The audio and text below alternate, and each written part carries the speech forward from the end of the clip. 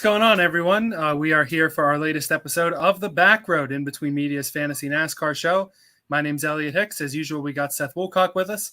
And this week, quite a special guest. We've got the co-host of the Stay Green, powered by Bet the Board podcast, which is presented by NASCAR. We've got a NASCAR gambling professional here on the show, Chris Werme. How's it going, Chris? I'm great. How are you guys? Good. Thanks for being here. So NASCAR gambling professional, heck of a title. Tell us a little bit about yourself and kind of how you ended up down that road. Well, I originally from Michigan and graduated from college in 2007. Was not the best time to go look for a job on Wall Street. What college, Chris? I went to a place called Kalamazoo College. It's one of those places where you spend a lot of money and you get an education. And then you have a really small network of alumni that you can kind of reach out to.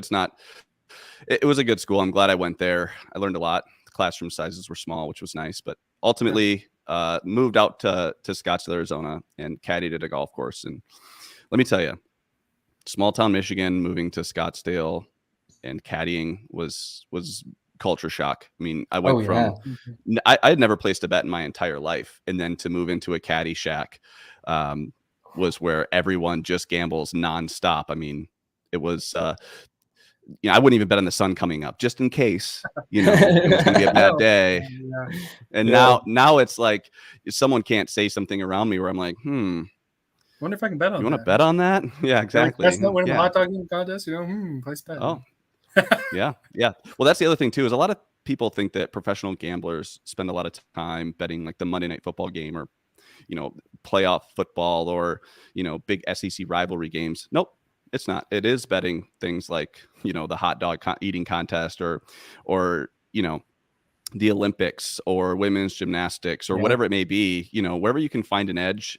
Smaller market stuff is where, at least myself, I've made most of my money on, just small market things. Did you have a bet on Joey Chestnut last night? I didn't bet anything I did not bet anything this year. I used to, but I did. Did you guys see the odds were too good? Did you guys see what happened in the middle of the hot dog eating contest? They didn't show it on the ESPN broadcast, but Joey Chestnut got in a fight while he's eating hot dogs with a protester. Really? Wow. I'll have to look that up. DraftKings actually voided the bet, and if they lost, like they got their money back because he didn't hit the over because of that. It was probably one of the worst beats I've ever seen. That's crazy. Wow. Well, we'll see about that. Too. Yeah, we're going to talk about bad beats later in the show as well. Chris, so in addition to doing the NASCAR gambling industry, you were also the founder of Atlas Hair Co. So, kind of walk us through that a little bit, if you wouldn't mind. Yeah, and sure. How that kind of plays a factor in everything. Yeah, I was working at a golf course, and someone said, "Hey, you should sell scissors to stylists." And I'm like, "I'm sorry, what did you say? Are you talking to me? Do I look like someone that can? Do I look like a scissor salesman? Is that why you're asking me this question?" And he's like, "No, it's a bunch of just young guys just out there selling shears." And so I started selling shears to stylists. It's named Hattori Hanzo Shears, and sold a lot of them and started making some good money selling shears. I was gambling the whole time that I was doing that. And then I thought, you know what? If I'm really good at selling someone else's product, maybe I could sell my own.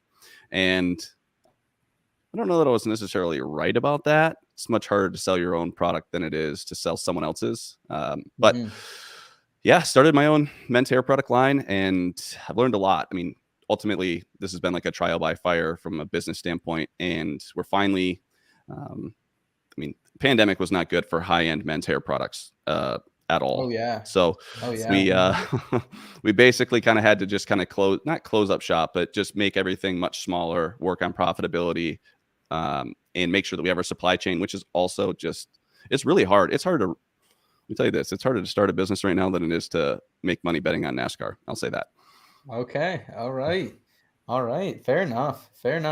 And Chris, over the years, has there been one driver, one NASCAR team that has paid the bills for you, has gotten it done, that you just have grown an affinity to? Because I feel that way this year about a couple different drivers who've done that for me. Yeah, that's actually a great question. I would have to say that the driver that's made me the most money is Kyle Busch. because I don't just bet the Cup Series. I mean, Okay. you can find Yeah. some edges in the truck and the Xfinity Series. I'd say Kyle Busch, just because I think he's won the most. Most of the money that I made is on outrights, even if it is Kyle at a -120, to win a truck race. But I would say Kyle. I feel like I kind of discovered Kyle Larson personally, but when I met him, he wasn't impressed. So I was like, oh, okay, that didn't go over very well. But yeah, I would say Kyle Busch would be the person I've made the most money betting on. Old Rowdy, yeah, makes sense. Yep. Makes sense. I love it, man. It's awesome to have you here, kind of have your expertise as well. Overall, like, would you say this is something? Do you lose sleep? Do you lose hair over this? Because it seems like being a professional gambler, at least to the standard outsider, looks like a fun life, but I could imagine sweating some. Oh, I mean, when things are looking good with like 10 laps to go, I'm very stressed out. I don't want there to be a caution, and I'm just pacing around. That's why the name of our podcast is called Stay Green, because if all of my bets are looking good, I'm just saying stay green, stay green, stay green. The last thing I want to do is be sitting there go, I need a caution. If I'm going to make money, I need a caution. And that's just a terrible spot to be in. Now, when it happens, you're like, yes, but that also doesn't guarantee a win either. Whereas when you're saying stay green, you're making money, or you're escaping without losing much when maybe you should have. So remember that it's not always the upside that you're protecting against. I mean, I'm protecting against that downside. And there was one race this year that the worst race I've ever had financially, and I was just distraught because I made the wrong decision. And I hate, that really bothers me. It's one thing to have something unfortunate, like you blow a tire while leading or whatever. We can go over some of the things that I've experienced, but I hate making kind of a quick or a hasty decision and having it cost myself money, and then other people that bet on it cost money too. And it happened once this year at Kansas, and we can get into that if you want, but it was brutal. Yeah, well, we're going to talk about bad beats here towards the conclusion of the show, guys. We are absolutely jam-packed today. We're going to break down Atlanta pretty in detail, what you need to know as far as the trends here, as far as the track history, and then some of Chris and I's favorite plays. We're also going to preview New Hampshire a little bit. Before that, guys, we are going to jump into in the rear view and recap the last two races. They've been fun, Road America and Nashville. So let's go ahead and jump into that.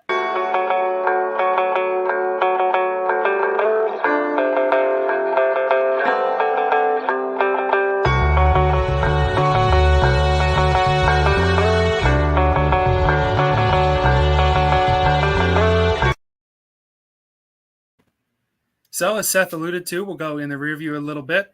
Nashville, Chase Elliott got it done. Brad Keselowski getting a little reckless there with 4 laps to go. Overall, a fairly successful return to Nashville for the Cup Series, their second year running. Seth, how do you think it went? I mean, personally, as a fan, I do like Nashville. This was a very fun race. Overall, I would love to be there. That's one I think we need to get down to there, Elliot. Overall, though, I mean, this is kind of what we expected. The big thing I think off the bat, you had Bowman, you had Willie B fall out of this one early. That one kind of hurt on the betting sheet a little bit. But kind of a not so great week for matchups for me.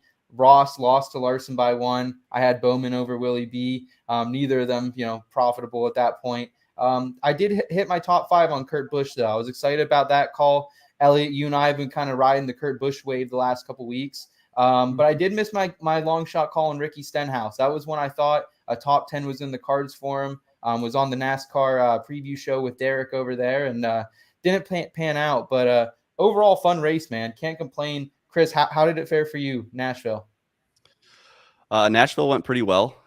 Fortunately, I had a couple matchups against Brad Kay and Cole Custer, who happened to get into it together, turning my frown upside down. I was fortunate enough to grab Chase for small at like 25-1 live. I didn't think that he would be much of a factor, but obviously you kind of got to put that in literally put that in the rearview mirror. I mean, yeah.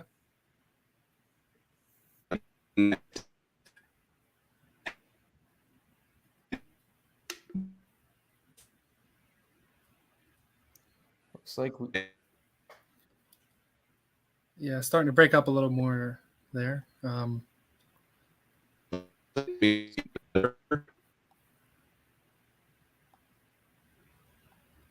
The joys of live podcasting. All everyone. right, folks. Well, it looks like we Chris, call back. Go ahead and call back. We're gonna get Chris back up here. He bet Cole Custer against Cole Custer though. That's always a good idea. You know how I feel about that, Elliot. Yeah, I mean, I honestly don't know how Cole Custer keeps that ride. I saw a stat; he's in the mid-20s in the points this year. I mean, if you're still betting on him on fantasy, like you're making a mistake, unless it's a matchup against Corey LaJoie or something. That's the only way you're making any money off of Cole Custer this year. That's nuts. Yeah, those are two people I don't mind betting against right there. But I mean, overall, Nashville though it was kind of what we expected. Big dogs up front, other than your guy Bowman falling out. Willie man, B. I was really hoping Bowman would do better. He always runs that special paint scheme for the Ally 400 and dead last. But all right, let's see if we've killed enough time to get Chris back in here. He's in. Me or am I still slow? Yep. Okay. We got you. I think we got you. Slow's all right. You just kind of frozen up there a little bit. But again, the joys of live podcasting. But hey, we got you back just in time to talk about Road America. And I am just so happy that Tyler Reddick finally got his first win. It's been the year of first-time winners. I think it's 5 this year now that we've had getting their first victories. He'd been the bridesmaid so many times, finally gets it done. And I think this one, as you wrote here, Seth, also kind of went how you expected it, right? I mean, absolutely. Chase Elliott in contention early, top 5 for the Trackhouse guys. You hit on them. You hit on Elliott. Your column was dead on. You said Tyler Reddick had some upside last week. You said the Trackhouse boys, they were the favorites for a reason. And Kyle Larson, Chase Elliott in the mix all day long. So, exactly what I wanted to see. I saw Chase Briscoe come back to life a little bit. That was awesome. So good to see that. But other than that, this was a really good day, return on investment wise, whether it was fantasy, whether it was betting, because it kind of went how we thought it was. Chris, did you feel the same? Yeah, I would say that there wasn't any surprises. I guess if I had to say I was surprised about something, it would be how hard it was to pass. Usually when you see fall off, whether it's a road course or an oval, usually you see a little bit more passing. Didn't see that very much. I mean, Reddick maybe passed 2 or 3 cars all day, but they were important ones, right? It was Larson and it was Chase. Other than that, he didn't really have to pass anyone else. So the race I thought was kind of what we expected. I just would have liked to have seen, faster cars be able to work their way back up to the field, because poor Austin Cindric, I mean, he goes out there and wins stage 1 and he had no chance to win the race after that. I mean, he lost so much track position that, you almost can't win a stage there and expect to win the race. Whereas in the past, only stage 2, you were kind of making that decision that you weren't going to win the race. Yeah, I definitely understand people's argument that stage racing should be run a whole lot differently at the road courses, just because they're so much different. You see the strategies, either you pit with 2 to go and lose out on your stage points, but then have a chance to win, or you win the stage and you run 25th the rest of the race. I mean, we saw that with Daniel Suarez at Coda. He won stage 1, was probably the best car, and got doored 2 laps into stage, like 2 corners into stage 2. So it's just difficult there. And I almost wonder if part of the passing issues were due to the next-gen car. A lot of these guys haven't really run Road America either. We even saw Kyle Larson run Xfinity because he just wasn't comfortable with the laps there. And that's somebody who is typically one of the dominant drivers on road courses.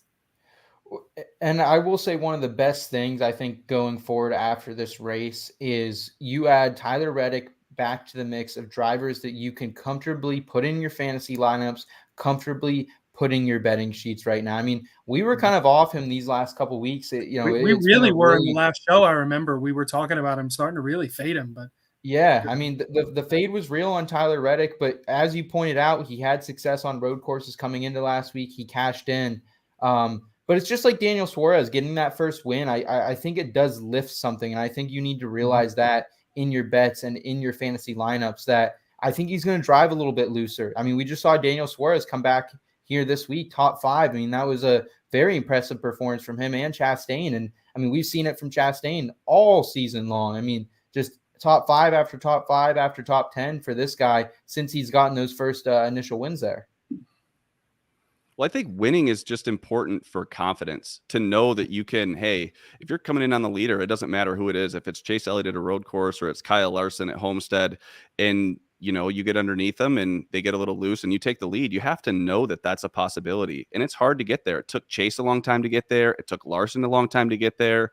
And it took Reddick a long time. Now he had a few really bad breaks Yeah, along the way. So Bristol he Dirt may have was had. his, and Chase Briscoe just kind of. Yeah, that was. Fortunately, I only had a Reddick top 3 there, and he still finished 3rd, which is kind of crazy. He gets spun out and then just no, just still finishes 3rd. So, but yeah, I do think I'm not sold on him being great every week yet, or like someone that you can comfortably go to quite yet. I'd like to see him be more consistent, because you guys were right. He wasn't great in the races leading up to here. He was super inconsistent. He wasn't even great in practice, and usually he practices pretty well. So I'm not jumping on the Reddick train from just a like, I think he's going to have a race winning car, or you can bet him every week. But I do think his confidence, you can bet him to win now. Whereas before it was like, hey, we can take him in matchups, maybe top 3, top 5, but we know he's not going to win. I think that those days are behind him. Yeah, I'm really hoping this is a confidence boost for Reddick, because you could tell even in his interviews, after Bristol Dirt, he's like, well, man, I shouldn't have been there. I shouldn't have let him get to me. I almost feel like if Tyler Reddick, there's kids, some of the people watching will know, if you're playing the NASCAR games on the PlayStation and you just decide to turn around and drive backwards, if that would happen in real life and the guy hit Tyler Reddick, I'm sure Reddick would just say, I just shouldn't have been racing in that lane, So it's nice to have him finally have that monkey off his back. And I think he is going to be one of those guys you can bet comfortably. I'm going to say to win. I'm going to say he rips off 1 or 2 more even before the playoffs start. I think it's very easily possible with how well he's run up to this point. Yeah, love it. I would agree. Love it. Well, what do you guys think? Should we break down Atlanta coming back up, another cookie cutter, and then New Hampshire, I think, as well? I don't know if you can call it. You still calling it a cookie cutter? This is not a cookie. We can talk about whatever we want with Atlanta, but I don't know if it's cookie cutter. But let's go ahead and look ahead to the horizon forecast. Hey, Michael, it was only 20% chance of rain. I think we got all 20.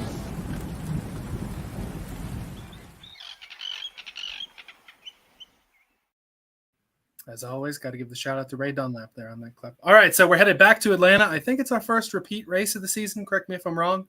Normally that's Daytona that comes around. So we're back to the new Atlanta. It's been billed as being like a new super speedway with the engine package and everything with the next gen cars. I think it certainly felt calmer than a Daytona or Talladega certainly was in the spring race that was won by William Byron. Seth, who do you got? Who are you rising on? Who are you fading on heading into this new non-cookie cutter Atlanta? I mean, we've been riding Trackhouse since, the green flag dropped at Daytona 500 this season. They've been the most profitable pair for us here at the Backroad, whether it's gambling, whether it's DFS, season long, whatever kind of fantasy or betting you're doing, they've been rock solid. I'm going back to them right now. 2 straight top 5s for them coming into this, and then 4 straight top 10s for Ross as well. So I'm liking what I've been seeing out of this crew. And I think that they were both top 4 at Atlanta as well, or at least Ross was, Suarez was top 10. But so I'm liking these guys coming into this. The lines are not generous to them, but I think they're worth mixing in there. Chris, any thoughts on the Trackhouse guys or any guys you're rising on here coming into Atlanta? Well, I'm not taking anybody under 18 to 1. I mean, this is to me this is a true value track, in my opinion. Anytime you're on a restrictor plate track, I tend to just kind of take value and just almost not even watch the race. Just, hey, these are the numbers that I trust, and I can't get involved other than that. I have a hard time kind of predicting. You wait till the end of the race and pick out the numbers that were in the lotto drawing, essentially, right? Yeah. I mean, we even thought about tomorrow night for our podcast is just throwing a dart at a dartboard, and then I could make a case for, okay, it just hits, Eric Jones. Well, I'll tell you what, Eric Jones, he was great at Talladega. He had a chance to win that race, and you could just do that up and down the board. Alex Bowman, I mean, the guy, if he's in a position to win, he wins. You could do it with Michael McDowell. He's won the Daytona 500. So you could almost make McDowell in particular has run really well, much better than expected lately. on ovals. It's not one of those things where you expect him to run well on road courses. It's not guaranteed that he's going to run well, but this guy's running well on ovals and passing fast cars. It's the first time I've seen him, in the 10 years that I've been doing this, kind of do that in the Cup Series. Yeah. Is there anyone else in particular that you're okay? So if I had to, I would say, so the way that I look at this race is, people say that, oh, Bubba Wallace is great in, at restrictor plate racing. Well, he wasn't. He used to not be. Who used to be great was Kevin Harvick used to be great. So how do you say who's good right now at plate racing? And I don't know in this car. So I've said, okay, I will take data I'm going to throw out everything from before this year. And I'm only going to look at the 3 plate races we've been on this year so far. And, it would kind of shock you, with these 3 starts. The best finish is Chase Elliott with an average of 7.7, Truex 8.7, Blaney 10.7, Bubba 10.7. But then Corey LaJoie is 5th in his average finish. So I haven't seen prices. I know that DraftKings just opened up a ton of matchups, but I don't know. I would be looking at those guys that you might find in like the 25 to 50 to 1 range, and then look for them in some auxiliary bets, whether it's top 5 or top 10. I mean, I'm not saying go bet LaJoie, but I do think you'll see guys like McDowell, Almirola run well, just because they've had speed in their car and they're a little confident right now. Okay. Elliot, is there anyone you're fading specifically coming into this? Because there's one at the top of my board that, parsing through all the data coming into it, there's only one name that kind of sticks out that I'm keeping away from lineups, probably regardless of starting position here on the track. All right. Well, I wasn't thinking of fades. I was thinking of a couple of risers. So let's hear your fade first, and then we'll I guess it's Chris Bell for me, guys. 23rd here in the spring, and that was with 12 DNFs. Just really lacked speed there. An average finish of 17.7 over the last 3 races coming into this. Hasn't shown a lot of consistency as of late. Kind of lost that speed that we were seeing about a month ago or so. So I think I have to be off Chris Bell in this one. Atlanta has just not been a place he's excelled in his career, compared to at least the rest of his career. Because you look at, a lot of average finishes around this circuit, and Chris Bell is at the top of those lists week in and week out. And this is just not a place for him. I want no part of Chris Bell this week. I think he gets stuck in traffic, and I don't know if he finishes this race. Yeah, I just saw it too. I didn't click on the article, so I don't know if they swapped the entire pit crews, but he and Bubba Wallace's infamous pit crew have just been swapped, at least partially. So that is really I think it's really gonna make him a favorite. If I were Chris Bell, what did Chris Bell do wrong there? I mean, all the guys. I mean, whoever's been driving that 20 car lately has just had all the junk thrown to him, and you may be. If that ends up in a bad situation, you may see Bell looking to go somewhere else with all the craziness. What does that meeting look like? What does that meeting look like? Wonder. They sit down both the drivers. This is horrible. Hey, this guy's more popular and could be more financially stable, so you're going to get the crap pit crew. Man, I don't know. I'll have to look up Looks like Coop here on YouTube. RSJ is the best value of long shots. Okay. Great call. Yeah. I mean, you can add Stenhouse to my list of guys because I've got we'll add 4 now with Stenhouse. There are 3 names I'm watching and Stenhouse as well. You can copy and paste this for Daytona. I mean, at this point, you're to a point where possibly nobody points their way into the playoffs because we have 13 or 14 winners, and Blaney and Truex are certainly going to win a race. I got my eye on Bubba Wallace, Brad Keselowski, and Chris Buescher. The 2 Roush guys, just because they both had points penalties, they've got to win to get in, even if there were only one winner and everyone could point their way in. The Roush cars aren't doing it. So because they've run okay on other tracks, all 3 of those drivers, and Stenhouse too has had a couple of decent runs that have been pulled out of the hat.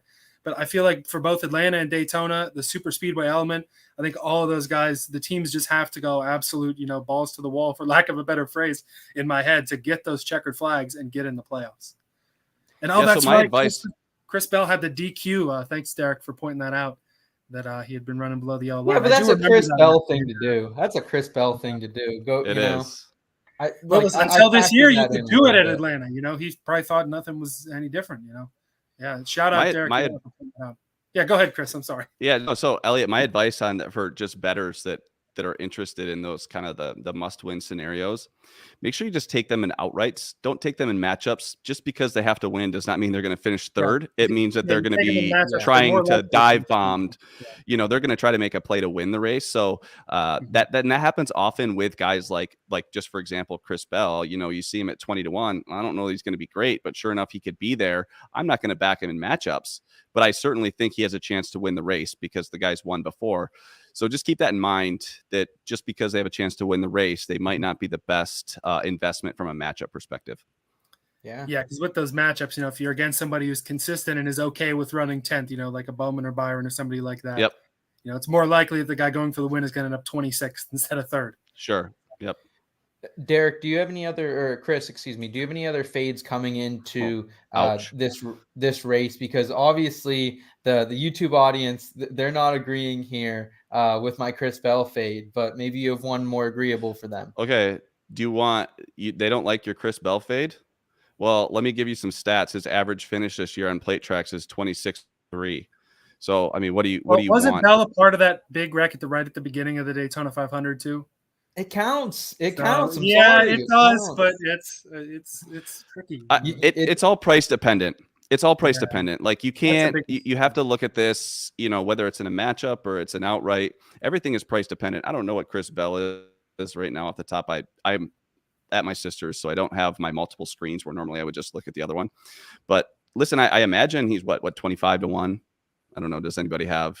Yep, I can tell you in 1 second. Someone can pull it up, but he's definitely been coming up in DK lineups though too. Like the price has gotten a little absurd where he's priced, similar to a Suarez right now, similar to Martin Truex Jr., where it's gone the price is a little inflated. And I think right now you're going to continue to get that, whether, whatever you're betting on, I think. And that's almost I would. No, go ahead, Chris. Go ahead.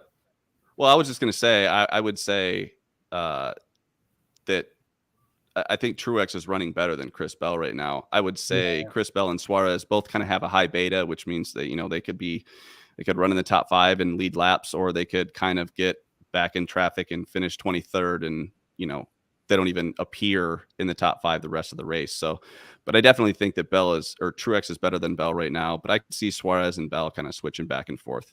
Plus 2,000 for Chris Bell outright this week. I mean, I wouldn't touch that. You saying he has a better chance to win this race than he does at like any other track?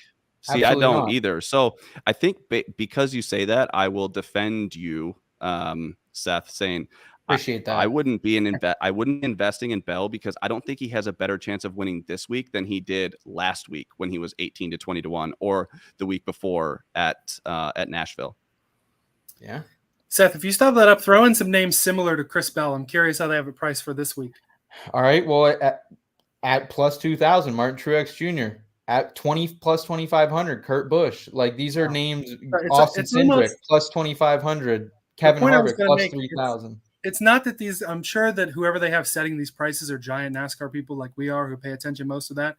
Sometimes it seems like they're not. Sometimes you see the prices come out. It's a little absurd. Are these people for Chris really Bell watching right now. the races? Do they really get it? So that's almost the way you can take advantage of some of too much. We're gonna come back tomorrow. This is why I have a job.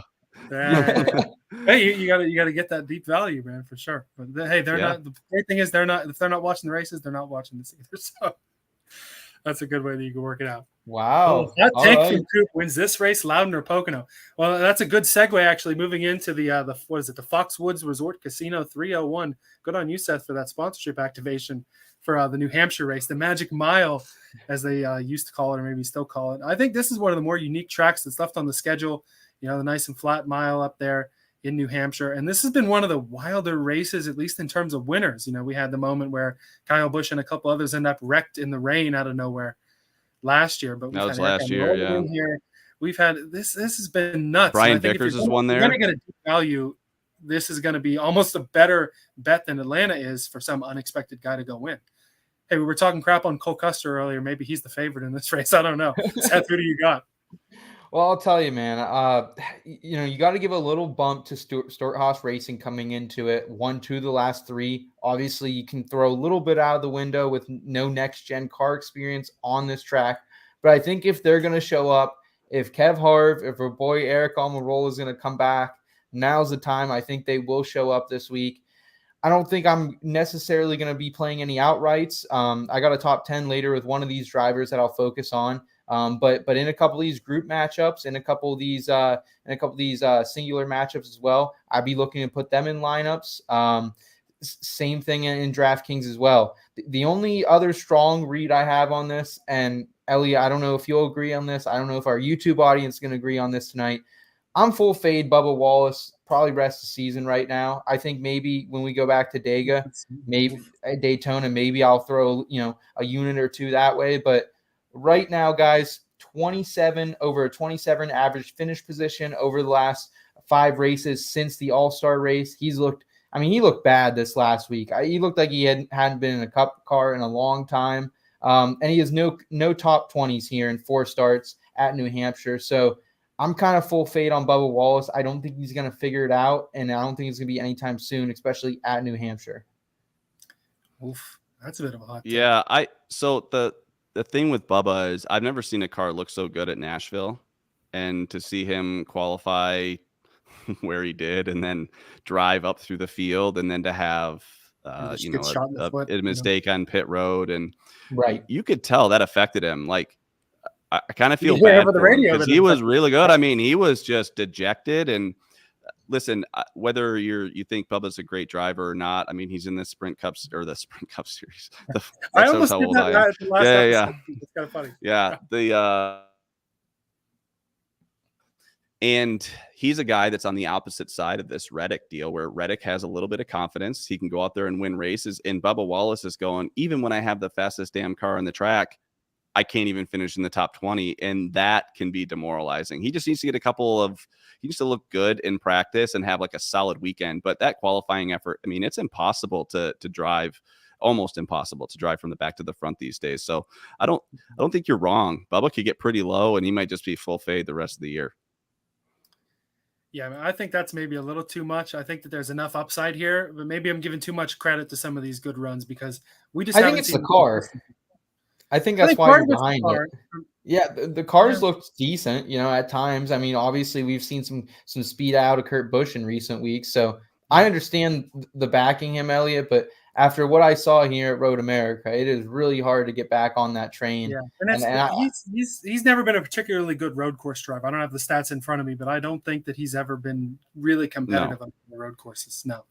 So it's almost like I was being a Dale Jr. fan for so long. When you went to Sonoma or Watkins Glen in that day, you could just toss it out the window. Yeah. Great day, So I almost feel the same. I mean, I'll be the Bubba Wallace defender. I mean, I don't know that I have all that much faith in him just because of the inconsistency. They're making this pit crew switch, whichever members are coming over from the 20 team.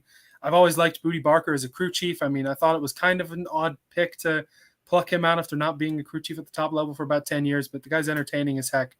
And I mean, I don't know whether I'm going to have Bubba winning a race, getting in the playoffs. I don't know that you fade him every single week the rest of the year, though. That may be a little too quick to jump to as we sit here at the beginning of July. Chris, are there any other final, reads you're getting from New Hampshire? I know we're still about a week and a half away and, probably away from you setting your bets. But any other fades, risers, or just anything you can advise our audience as they're placing their bets? Well, I wouldn't go bet the house on Eric Almirola. Elliot brought up a few good points. I mean, he probably lost potentially 3 of the best cars on lap 3 last year. And the other 2 great cars was Keselowski was good, but Logano was kind of the best running a lap down. I mean, his lap times were better than the leader most of the day. So let's not forget with last year's New Hampshire race, that race was called 9 laps early and Chris Bell was catching that 10 car. So that's a great point too. Yeah. It's funny. This is a minor bad beat. I was supposed to go to that race. My flight got canceled. So I decided to just fly back to Vancouver instead of betting the race. But I did tell my girlfriend, she said, would you have bet on anybody? I go, well, Eric Almirola was like 80-1. I'd probably bet him. And then when I turn on the TV and I see like 10 laps, I was like, oh my gosh. But that's part of it. That's life. I would not have. Yeah. I mean, I also probably would have had money on those guys that wrecked early on as well. So it's not, it wouldn't have been, guaranteed rainbows and butterflies for sure. One of those deals, yeah. I personally love this northern swing of NASCAR. I mean, maybe it's just because we're from the north up here in good old PA. I think that's the entire reason. Some people are wanting to, people hate Pocono races. We've already taken away one of those, one of the New Hampshire races. But yeah, I agree. I love the Northeast swing. Go ahead and continue. I love Loudon. I think it's a great track. It's a great driver's track. You have fall off. You have, you don't have a lot of banking. You can run multiple lines. It's a great racetrack. I think that, the hatred for Pocono is different than the hatred for Loudon, if there is any. But I mean, there's been times I'm like, oh, I hate Pocono. But a lot of the times that was the low horsepower, high downforce, nobody passing anybody, momentum type track that I didn't enjoy. Whereas Loudon, I think, is always really racy, and guys catch a set up there, and there's fall off, and there's comers and goers.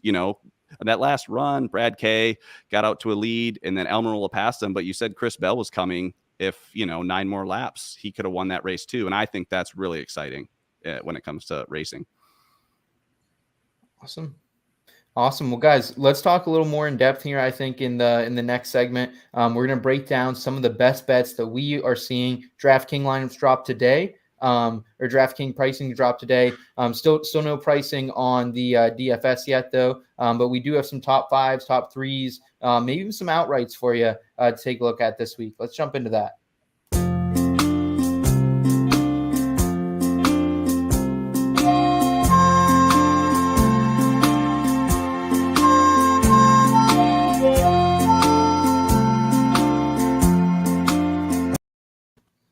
Now, with this crew on, this is what I'm really excited to hear, our parking garage props. You guys have some really juicy stuff lined up. Seth, what do you got?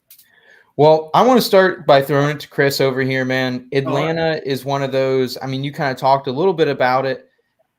I am seeing no real value in the outright department this week. I'm probably not going to be having any units in the outrights. Do you differ at all from me in that? It didn't sound like you did too much earlier. Well, I don't love restrictor plate races from a gambling perspective. I think that there's just too much to predict. So much can go right or wrong. So, but I do think, whenever you're making a bet this early in the week, it's really important to kind of predict where the market is going. So who are the guys that have qualified well on plate tracks? Those are the guys that I'd be looking at, because those are the guys that are going to have that drop. And so you kind of, I guess, looking at that, the top teams are going to be the ones that have guys qualify well. But there's a few guys I think you could look at in the outright market. I think Chris Buescher has shown that he can win a race and be up there and be up front, and he's not afraid, and he races well with other drivers.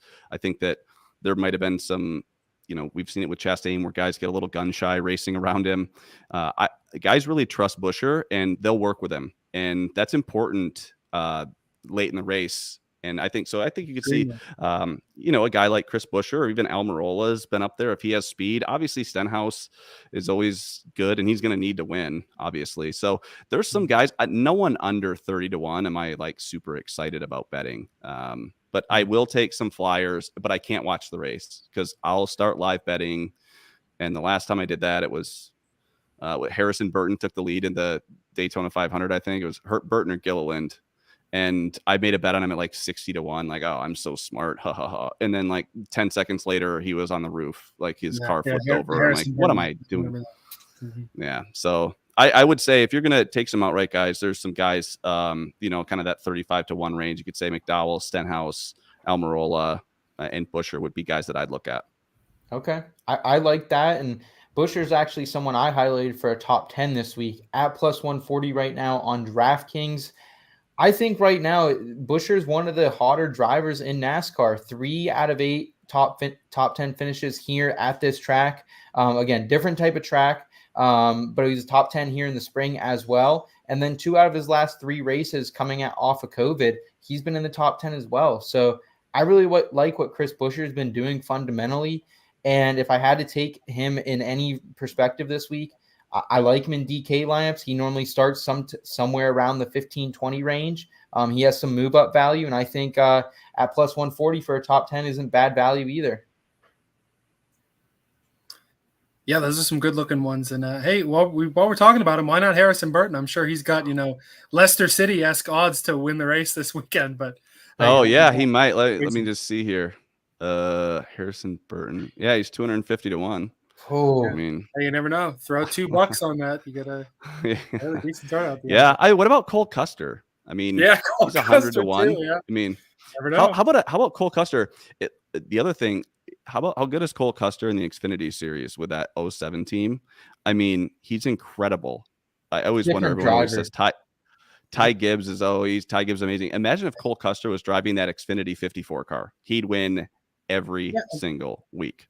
That's almost the curious thing if he ends up getting dumped out of this SHR, right? I mean, some guys are just career Xfinity racers. Justin Allgaier, a solid player, and he never could do anything in Cup. You never know. We could be seeing that with Josh Berry, championship favorite that just doesn't really make the Cup series, But it's funny. If I were to start a team, Preece and Josh Berry, Those are the guys that I'd want.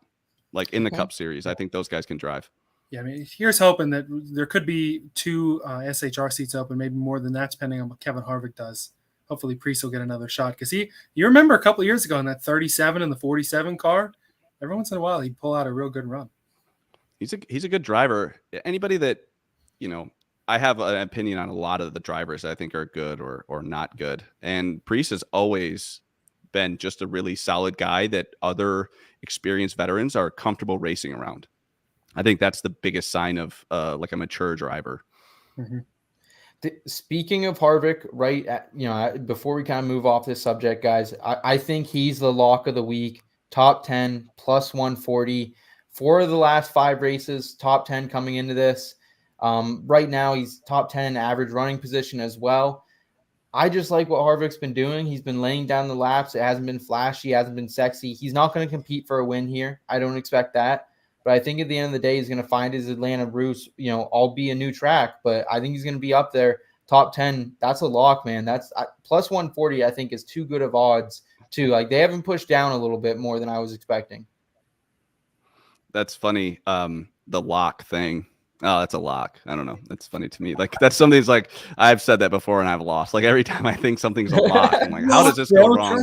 Like, it's a lock. It's a lock. It sounds like, bro. Like a late night drunken conversation with, betting someone to win the Heisman Trophy. Like, oh, he's a lock to anyway. So I saw at Nashville, I saw something on Kevin Harvick I hadn't seen all year. For the most part, Kevin Harvick has been very pedestrian, but he's had great finishes because he's just kind of stayed out of trouble. Just, there he is, taking his 15th place car and finishing 8th. And he's done that all year. And that's why he's even around in the points. But at Nashville, he had speed and he could get aggressive. And that was the first time I saw him passing cars in the top 5. Other than that, I mean, if he was in the top 5 before, it was only a few laps before he was running 8th or 9th. And then he would just have a great finish. I actually saw him have speed in his car. I mean, at one point, I'm like, oh my gosh, do I need to bet Kevin Harvick to win this race? Someone that I publicly said there's 0 chance of him winning, earlier in the week. So I like Harvick. I think you could see him have a good second half of the year. Yeah, absolutely. I think we've kind of been rising on him like as the years progressed. Elliot, we do tier rankings a lot here, Chris, and I think one of the first episodes we had him down in maybe tier 3, and he's slowly kind of risen up to. Again, he might not compete for a win. I think he had that one car earlier in the season where he could have won, where Denny Hamlin won. But outside of that, it's been a solid season for Harvick. And if you're gonna be betting him, top 10, I think, is the only way you can really be betting him at this point, unless you're doing a head-to-head matchup with like a real scruffy guy. Scruffy. Good way to put it. I got one more wild card for you guys while I was thinking of him. Noah Gregson's back in that 16 car. Hot topic of conversation. You got someone who's got to mix it up. There's your guy. I mean, I think Gregson in this scenario is not a bad. I mean, if he's got, speed in his car, he'll be up there. I think you could see him running the top 10. I mean, I was very high on him at Charlotte. And, he ran out of talent running alone, just spun out on his own. So as much as I do like his aggressiveness, obviously that's, could come back to haunt him. Yeah. Is there anyone else, Chris, that you were kind of, whether it be in matchups or any of the DraftKings specials, top 10s, top 5s that you're kind of looking at here this week that could, to be honest, I like Gregson. I will say I like Gregson. I do. I think that if I'd have to go back and look and see how I don't even know if the 16 ran. Did he run? No, he Gregson, did run. He wrecked out. I remembered as I said him. He ran in that first Atlanta race and wrecked within the first 30 laps. So. There you go. He's looked good at times, though. He has looked good. He's looked good at times. I just think after that, and especially what happened at Road America, any driver with the head is going to just kind of punch him into the wall as soon as they see him. Well, I think that there's also maybe situation at least.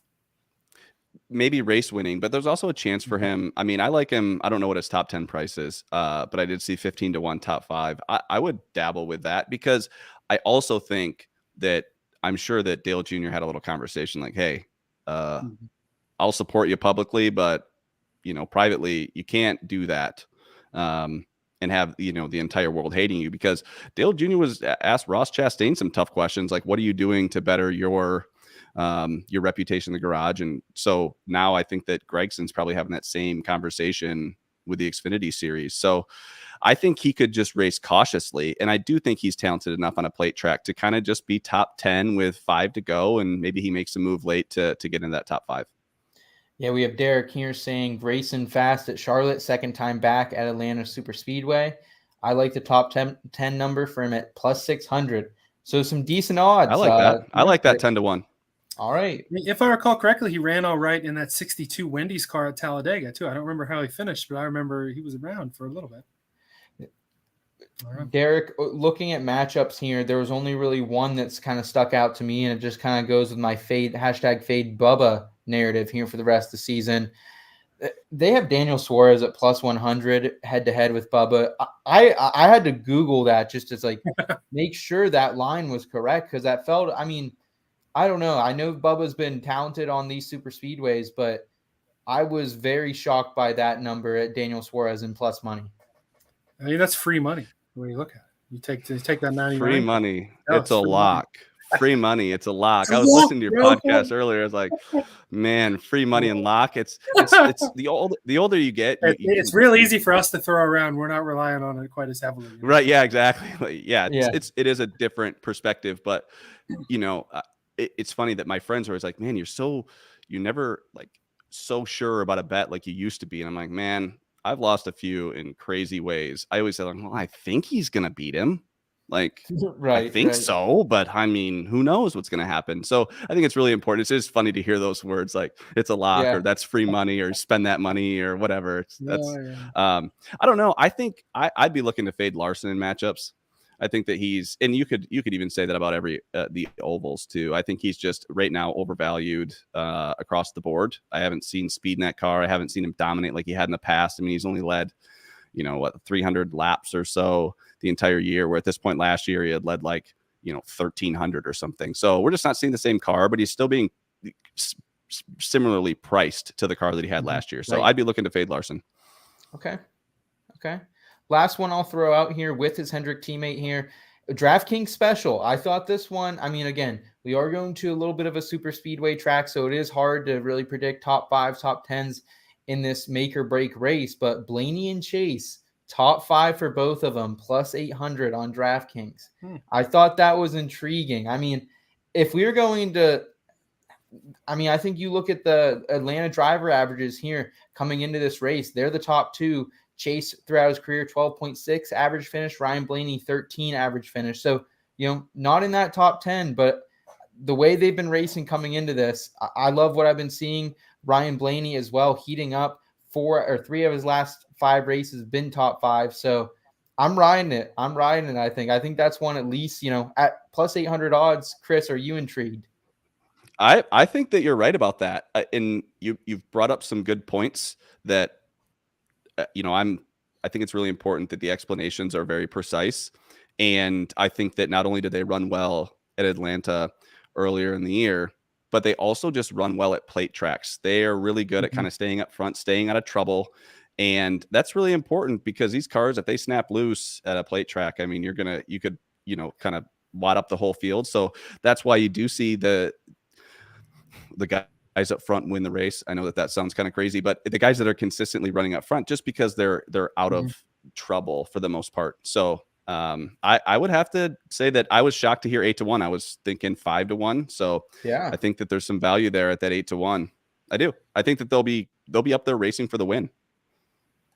And guys, we do have a question here on YouTube as well from Fantasy NASCAR Live. Thoughts on Brad K plus 100 versus Harvick minus 120? I would think Brad would be the favor, not Harvick. What say you, Chris? So poorly this year that really can't be, I don't know. Recent form. Yeah, recent form goes into it for sure. Chris, I kind of just laid out the case for Harvick to bang out a top 10 here. What do you think about this line here? Well, I'm not rushing to bet this. I do think that there might be some value on Brad K. People say must win. By the way, that's not a thing in betting. So if anyone says they're in a must win scenario, that's not a thing. every time a professional athlete is participating in something, it's a must win. So, it's a lot of, I guess, smoke and mirrors when someone says, oh, it's a must win situation. I think that the value on Brad, I don't think it's fading Harvick. I think he'd be more to win. I think Harvick's going to run pretty well, and I could be wrong. You could be right about this whole thing, but I am not rushing to take Brad in matchups because he does need to win. And if that means he's got to go 4 wide on a track that was not made for 4 wide racing, he's going to do it because it's his only chance at making the chase. So I like to avoid guys that are in that scenario.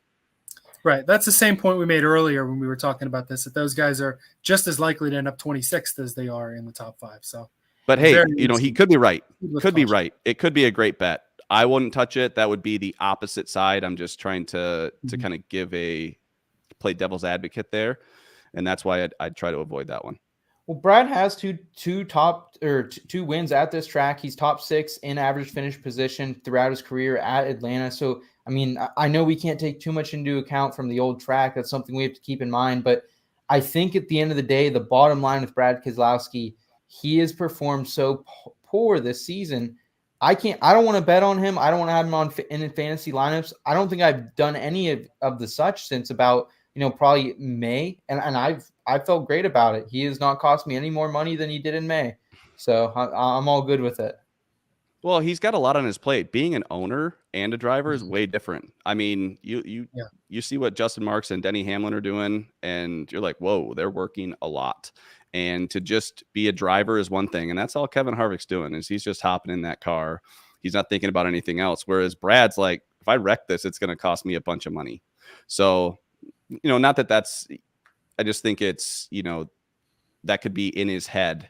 And I think he's struggled a lot more than he thought he was going to. Yeah. Well, Chris, we appreciate your insight, man. Is there any final thoughts that you have specifically on Atlanta coming up from a betting perspective that our audience should take into account? It doesn't sound like you're riding with Brad K this week with the majority of us. No, this is a race where you watch it, have fun. I would not put much money on this. To be honest, I will have exactly $0 on this race. Wow. Yeah, I won't bet. I mean, I'll bet Mid-Ohio, the trucks, but I will not bet the plate races. I can't do it. I can't stomach it anymore. And there's something about just gamble, too risky. Yeah, it's just I have an edge in other. I say that, and then I'll come across the line and be like, oh, wow, that shouldn't be there. Like Laney and Chase, baby. Not Gregson. Oh my gosh, you get Gregson? Gregson 6-1 top 10. How am I supposed to stay off that? Yeah. So it'll be I just try to just turn off the TV and not even watch, and then just watch the replay. But at Mid-Ohio, I'll be firing. Okay. Yeah. Well, Elliot, I think we should probably round this out then, learn a little bit more about Chris and yours and I's worst gambling fantasy NASCAR experiences over the years with our Backroad stories and advice.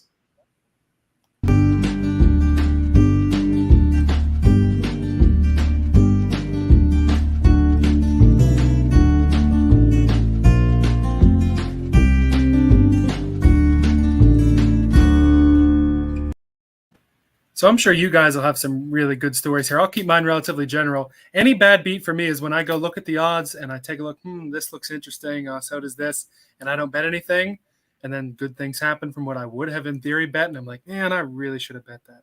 And I never do. But, I'm sure you guys have some much more interesting specific stories. That's your worst beat. Damn, is a bet that won. Elliot's lucky. Elliot is a lucky mother effer. Well, I've got other reasons for that, but I'll share those here in a little bit. Listen. My gosh. So I've been playing in a fantasy NASCAR league for probably about 3 or 4 years before I met Elliot. And I'd been to the finals a couple times, had some really, really bad beats in the finals every single year. I invite this kid in, absolutely runs it, two championships right off the bat. And then this year I faced him in the playoffs.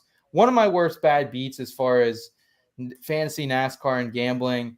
I have such a list of them. I didn't want to relive them all and really decide, okay, this is my worst of all time. But this one was pretty bad. Dover 2022. Basically in our redraft league, we draft every couple of weeks. We redrafted for the playoffs. I had a stud lineup: Ross Chastain, Kevin Harvick, Kyle Larson, Chris Buescher, all top 10 drivers that week. I kind of had the nuts, I thought. And part of this league is you have to bet the outright. You have to bet, okay, like if you get the outright winner, you get an additional bonus points. So I think I put out Ross and Chevy as my outrights, and Elliot comes in like maybe 30 minutes before green flag, and he drops Chase Elliott. I'm like, fuck, Chase Elliott might win this. I'm like, I should just, switch mine to Chase Elliott, because like then at least if Chase Elliott wins, Elliott has him on his team. He's not going to get double the points.